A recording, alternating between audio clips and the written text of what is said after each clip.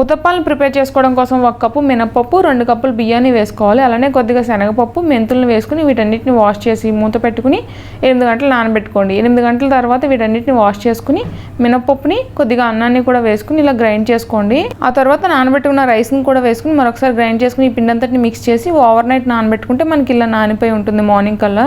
ఇప్పుడు కావాల్సినంత పిండి తీసుకుని కొద్దిగా సాల్ట్ వేసుకుని మిక్స్ చేసుకోండి. తర్వాత చిన్న ముక్కలా కట్ చేసుకున్న ఉల్లిపాయ, పచ్చిమిర్చి, అల్లం, జీలకర్ర, కొత్తిమీరను కూడా వేసుకుని వీటన్నిటిని ఈ పిండిలో వేసుకుని ఇలా మిక్స్ చేసుకోండి.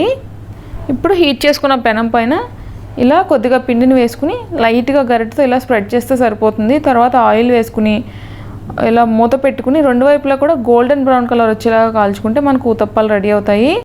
ఈ ఊతప్పం మనకు మార్నింగ్ బ్రేక్ఫాస్ట్గా కానీ, లంచ్ బాక్సెస్లో కానీ, జర్నీ టైంలో మనం తీసుకెళ్ళడానికి కానీ చాలా బాగుంటాయి. మరెన్నో మంచి రెసిపీస్ కోసం ఛానల్ సబ్స్క్రైబ్ చేసుకోండి.